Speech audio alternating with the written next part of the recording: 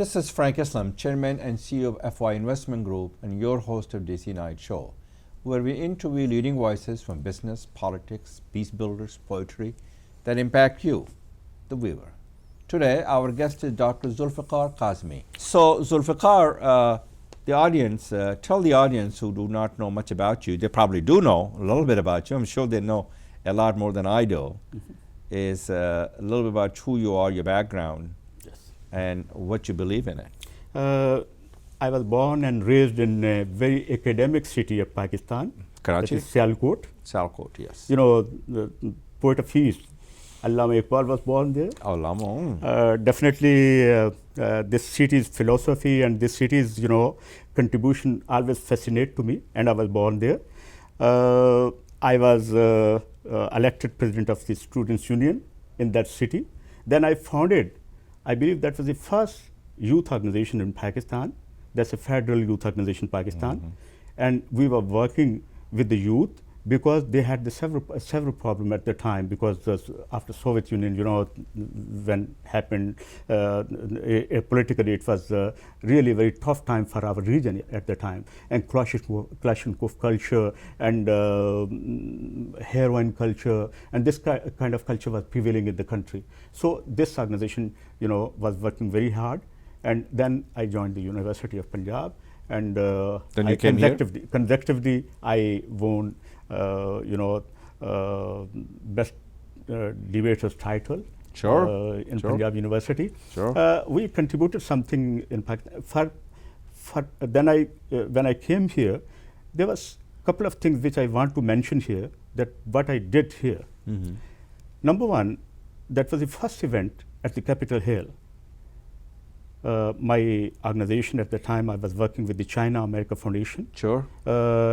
They convened first introductory seminar at the Capitol Hill, and it was Rayburn House of the building, and the early 90s, until that, Pakistani community had not much activity there. So it was the first event then Senator Hank Brown's amendment, I contributed through my services, and we were mobilizing people, and so this is something. So if I understand correctly, you're an advocate of the Islamic peace perspectives. So share us and give us some idea what that really means, and what have you been, how long have you been doing this thing? Do you have any success story to share with your audience? Yes, with our audience. Mr. Frank, basically, from last 20 years, I'm contributing my humble efforts in this field. And Islamic peace perspective, I believe that it's a need of the time to serve this perspective. Because Muslims everywhere having some questions, and some people are having question about them. So these need to be addressed in a proper way. So Islamic peace perspective, I believe that it's a time to address that kind of perspective. We have seen, and basically I don't go with that kind of philosophy when people say the Muslim world and the other world. No, world is one.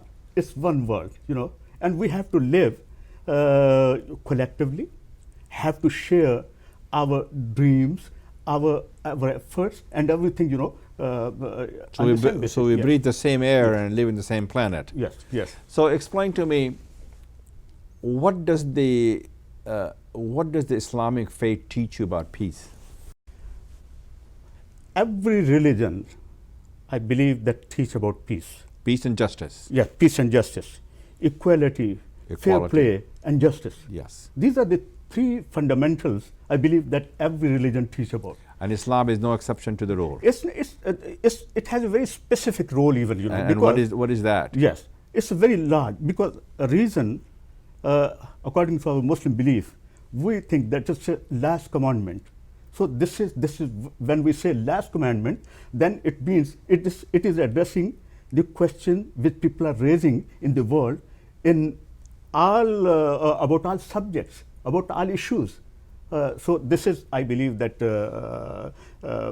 Islam teach about peace, and wherever I see people that they have the bickerings, they have the differences, they have conflicts, But when we talk about the religion, every religion teach about peace, but Islam is very specific. And if someone is harming to someone, even it's a moral crime. It's guna. Guna, whatever. Yes. Okay, so you believe that the Islam always stood for peace, justice, equality, dignity, tolerance, and respect for other faiths, correct? Mm-hmm. And that's why you subscribe to the notion of Islam. Yes. However, on the name of the Islam, the ISIS is a good example. They have hijacked our faith, correct? Yes. In most of the cases, they're thugs and criminals. Mm-hmm. And most of the victims for them have been the people of Islamic faith. And they consider themselves Islamic person who believe in Islam. Very, very important concern and question even, Right. what you are mentioning about the divided world and how they are practicing in the name of Islam. Right. It's They're abusing. Yes. They're abusing and manipulating and Abuse. misusing Indeed. the Islam, the faith, what it stands for. Indeed. That's not what Prophet Muhammad said about Islam. Of course. Prophet Muhammad even in Medina sheltered the people of other faith, including Jewish. Mm-hmm. Remember? I don't remember. That's what the Quran says, Yes, and that's yes. what I would hope that Of I course. heard from my Yes. parents. So how have you contributed yourself after the September 11th tragic event, and obviously that was very tragic to our country, to the world. So how have you contributed in terms of the peace effort after that? Before that, Sure. what you have asked me about 9/11 and what was happening later, Sure. I would like to say something. Sure. What perspective you have shared about Islam, and what Prophet Muhammad was looking for. Misaq Medina, Treaty of Medina. Mm-hmm. And when Islam, Prophet Muhammad said that I have been, appointed as the prophet, last messenger of God, what he said? He said, when they asked, what is the, proof of your truth? He said, I was living among you for 40 years. So Prophet was talking about the dealing. What we were talking about the society, that how we could deal with the society. And he was definitely in that area. There were Jewish, there were, other communities as They were well. non-Muslims. And Prophet Muhammad, talking about equality of every religion. Mm-hmm. And it was after 9/11. And before 9/11, we have seen something, changing world. World was changed. Before 9/11 even, if you see many incidents were happened. But specifically, 9/11 changed the scenario of the world. Politics were changed. It was upside down, and world was divided because of the religions even, I remember that right after 9/11, on October 19 to 21st, on 2001, in New York, we had convened a marvelous conference, and the United States leadership even, it was cooperating with them. I remember that former Vice President Dan Quayle, he stood with us. And I brought almost 15 people from Pakistan. They were imams, they were Sufi leaders, they were civic leaders, and they were talking about harmony, peace, and justice, what you were mentioning. So 9/11, I believe, it has divided the world. 9/11 Commission has not determined much about that what was happening. But we see that it was something which was confronting to the world peace. World peace, we have to, see that how it could be restored. Peace, we have seen wars, we have seen conflicts, and we have seen bickerings. So the question really is that you meet a lot of people and the world leaders, and what do you have to do to promote the peace and have a dialogue and discussion when there's a conflicts all around the world? Obviously, it seems to me and it seems to a lot of people that the violence has not helped. Yes. Military solution has not helped. Yes. So the political solution in some cases has not helped to resolve the conflict, and conflict resolution has not occurred. So your idea of a dialogue and discussions is a great idea, but how do you go about doing it, and have you been successful in making that happen? It was Actually, it was the theme of my work even, because only you could motivate people for good things, and you could say something and allow other party to say, and it calls dialogue, Dialogue is very important. It's a philosophy of Quran, and Holy Quran is always focusing that you need to speak out, about justice and everything in the society. What we're talking about, after 9/11, I was thinking that now we have a solution for peace through dialogue. Unfortunately, it is not happening as we are thinking about, but dialogue is the only way to make peace. I remember that in 2007, I had a very important meeting with Imam of Kaaba, Imam Saleh al-Talib, and you will be definitely happy to see that if you visit the site, almost 21 million people have seen that meeting, that I was meeting him. And what was the agenda of the meeting? Only one point. Peace. That peace. And peace through dialogue. And this is very important. But you're talking about Saudi Arabia, you Yes. went to.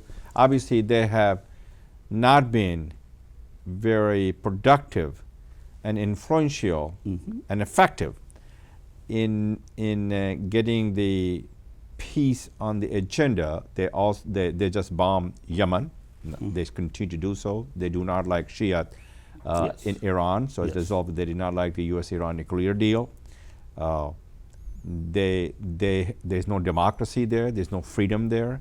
So has this imam that you talked to, and thanks for talking to him, what have been the results and outcome of that discussion? Yes, outcome was that after 6 months, they were having 2 conferences. One was in Riyadh and the other was in Jeddah. And they were inviting people, and they were talking about that Islam is a religion of peace, and they invited many people to get them involved in interfaith. Definitely, Saudi kingdom. But Saudi royal family Yes. and the kingdom itself, Yeah. some people say, I'm not sure that I subscribe to the nation, have been instrumental because of their Wahhabi faith in breeding violence in the madrasa, and what they have done. That's what the people say. I know, and the juries are still out on that. Yes. So they, and most of the people that were the terrorists in the 9/11, they came from that part of the world. Yes. So they cannot. So it is wonderful to see the imam having a dialogue and discussions that how do we work together with other faith, Yes. which is what Islam teaches us to do, to create this peace. If there's a peace, they'll be the beneficiary of that as well, and the whole world will be a beneficiary. So you're doing the right thing, and it's a step in the right direction.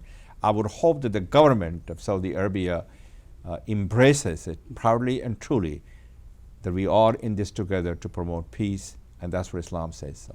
It is very visible what we have seen. It is, but there's a bomb. They're still Yes. bombing Yemen. Yes, it happened. Yes. It is very unfortunate, because what we have seen a big difference, that is a difference that government do not like to deliver in that way what people are looking for. In many countries, specifically in Saudi Arabia, when we talk about, because the way they had adopted to funding the madrasas Yes. and everywhere, seminaries, Yes. in all over the world, even in South Africa, even in They did India and Pakistan. They did India and Pakistan. Everywhere it happened, and it has. Do you think they regret it, what they did? No. I don't. I think that it was really bad, because it has fueled the extremism. It also has extremism Yes. and also the most important thing that Yes. it created a violence. Yes.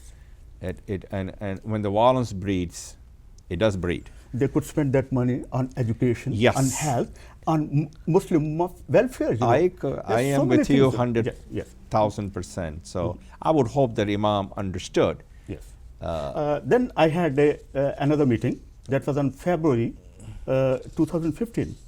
With who? With the Imam Salih And so is Imam matching his word with his deeds? Basically, because they want to use their position, want to exploit what position they are holding, but basically there are several things which are preventing them to use it. And that's a system, that's a kingdom, and wherever we do not see democracy, so they see a lot we of see problems. So they see a lot of obstacles and challenges in order for them to be more effective. Yes. You met President Obama on December 12th, as I understand, and offered prayer at the White House. So what's the message did you give it to the president? This is the Eid celebration you went to? It was Christmas Ramadan. dinner. It was a Christmas dinner. Fortunately, the president invited those people who they had a Christian faith. Me and my wife was only Muslims, and it was Isha time, right after the dinner. So I you requested prayed. to them that I'm approaching time for the because we conclude our day with a prayer. Sure. And so pray that may Allah bring peace to this world. Sure. So would you please? They said we will be happily allowing you. Sure. And they made arrangement. Basically, what was in my mind, because a couple of days before, what was happening in politics, when President was talking about Islam is a part of America, he was not saying Muslims are part of America. Muslims are indeed, they are part of America. They say that they're first American, then Muslims. Philosophy. And he also said attack on one faith is attack on all faith. Yes, it was happening. And some people confronted him. Definitely it happened in America. And even in politics, what we had seen at the time, Mr. Trump said something which was really not understandable for me even, and for other people, because this pluralistic society is... Well, he's a man who has been saying and continue to make the point that Muslim doesn't belong here. Correct? Yes. He's a man who appeals to the fear, anger, and anxiety. Yes. He's a bully. Yes. It's very a bad boy, a buffoon. Yes. And he's a dangerous, people say this, he's a dangerous and divisive demagogue. Yes. So how do you see the future of Islam in America? I believe that future is in the hands of the people, Democracy is protecting. System is protecting all that ideology which was given by the founding fathers. So the founding fathers, if you know, the Thomas Jefferson, who amended the Constitution because there was a lot of harassment of Quaker in Virginia for the freedom of faith. So obviously, Mr. Trump, as we see it, does not subscribe to America's Constitution, which says very clearly freedom of faith. It is something that people should understand, that how they could contribute towards those efforts which could bring back America at the same place. So it allows leadership definitely have a role, but people have a role as well. And Thomas Jefferson, you have mentioned about that one. What he was telling at that time to the people of America, that he has read Quran and Majid. Yes. He had the Quran in his possession. Yes. And he welcomed the ambassador, which is a Muslim country, Morocco. Yes. So how can Muslims better understand about Americans' peace perspective? I think that most important thing that we need to understand now, America has a role for world peace. And Muslims should understand that how they could be collaborative with American philosophy. Definitely policies, governmental policies sometimes confront, sometimes people never like it.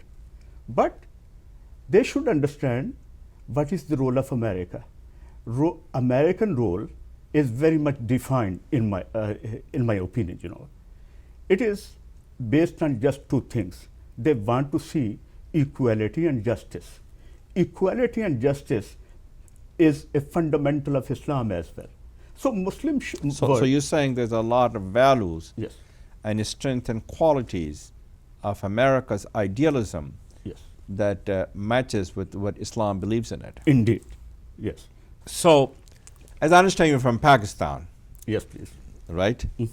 So, what kind of a service have you rendered to advance the cause of Pakistan to make sure the people like yourself who are diaspora community can engage to improve the relationship between the United States and Pakistan? And what have you done in terms of the education and health and politics and other things in Pakistan that have made any meaningful difference and have a positive impact, influence in changing the people's life to make it better? I think Pakistani Americans have contributed a lot to America. You're absolutely, they have. Yes. And they continue to do so. We have in this country, which is our homeland now. This is your adopted country. Adopted, and you know this is something like a blessing. And many Pakistani Americans are very visible here in the business community, in professional community, and in academic community as well. But when I see in Pakistan that how Pakistani people could understand this and how they could respect American values of equality, whenever someone come here, they even they are not absorbing. they have their identity, that they are keeping their identity as Pakistani American, but I have seen them that they are contributing very well. We have the best doctors here, you know, many organizations. So I think that in Pakistan, you know, we should understand that America is, you know, providing Pakistan a lot of opportunities. Fulbright scholarship, Pakistan receiving a lot of opportunities, students, young people, you know. They are so why they complain about America in Pakistan so much? They're burning the effigy of Obama, burning our flags. I think that. But you're saying they're minority; they're not a majority. Over here, you're talking about here. I'm talking about the one back in Pakistan. Remember? About the minorities or something, you know. Well, there are some of them who do not like America and Americans' values, right? Yeah. In Pakistan also. Yeah. Most of the people I have seen, they have a very right perception about America. Very few. And we could identify their background, yes, through their organizational network and through their agenda even, you know. And we have seen very much visible those people, you know. And they have their voice. Unfortunately, you know, good people always like to have their lifestyle at a very, very low profile level, you know. This is the reason they never come forward. They should speak out that what is the truth, what is wrong or right, you know. This is something I have seen in Pakistan, that people, you know, they are not using their capability, their energy, and their commitment towards one thing, that who is friend and who is not friend. America, I believe, that's a great friend of Pakistan. And people should have to, you know, address their questions, and they should understand that what is their perception. It is not matching with the practical, you know, things what America has delivered to. So what about what the people like yourself, the diaspora in this in the United States, can do to improve the perception about the Pakistan in the United States, and then the perception of the America in Pakistan?